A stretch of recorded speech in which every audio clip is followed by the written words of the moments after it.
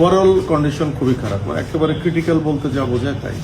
ওনার ব্যাপারে আমরা কোনো আশার কথা বলবো না। আমরা যখন অপারেশন করার জন্য প্ল্যান করতেছি তখন ওনার ভাই, উনি বুলেট বুদ্ধের সময় ওনার সাথে ছিলেন, উনি কিন্তু বলছিলেন যে বেঁচে নাই, তারপর আপনারা করেন।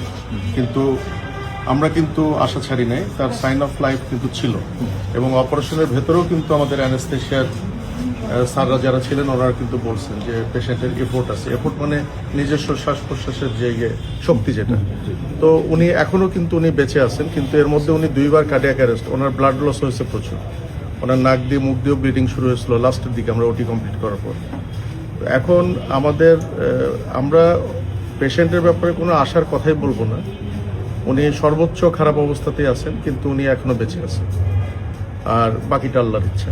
আর আমরা এই ধরনের ক্ষেত্রে যেটা করি, খুলে মগজের ভেতর যে রক্তগুলো থাকে ওগুলো আমরা বের করে দিই, যাতে ব্রেন বড় হওয়ার সুযোগ পায়, ব্রেনের ভেতর যে চাপটা আছে সেই চাপটা যাতে কমার সুযোগ পায়, এটাই হলো এটার ম্যানেজমেন্ট। তো এটা আমরা করে এখন রুগীর ভালো আইসিইউ সাপোর্টের জন্য রুগীর যারা আত্মীয় স্বজন তারাই প্রেফার করছেন যে এবার কেয়ারে নেওয়ার জন্য। স্যার, গুলি কি বেরিয়ে গেছিল স্যার? Most probably. মানে আমরা এত হারিনেসের মধ্যে, কারণ বুলেট যদি ভেতরে থেকেও যায়, ধরে নিলাম যে বুলেট ভেতরে মগজের ভেতরে আছে, ওটা একদম মগজের সেন্টার পয়েন্ট, ওখানে অ্যাপ্রোচ করার কোনো প্রয়োজন নাই, ওটা করাও হয় না। মানে বুলেটটা বের হয়ে গেছে, কারণ বুলেটটা একদিক দিয়ে ছিদ্র হয়ে আরেক দিক দিয়ে হাড্ডি ভেঙে বের হয়ে গেছে, সুতরাং ওটা বুলেটই বের হয়ে গেছে আমরা ধরে নিতে পারি। কিন্তু বুলেটের কিছু ফ্র্যাগমেন্ট ব্রেনের ভেতর থেকে গেছে, সেটা আমরা যখন অপারেশন করছি কিছু ফ্র্যাগমেন্ট আমরা পেয়েছি, ওগুলো আমরা সংরক্ষণ করছি, খুব ছোট ছোট ফ্র্যাগমেন্ট।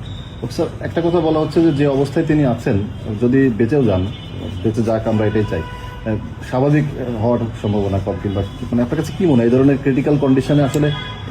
এই ধরনের পেশেন্টদের ক্ষেত্রে আমাদের একটা প্রেডিকশন আছে, কিন্তু এই প্রেডিকশন আমরা কখনোই ডিসক্লোজ করি না। আপনি এটা আমার কাছে জানতে চান না, রোগীর অবস্থা খারাপ। Thank you.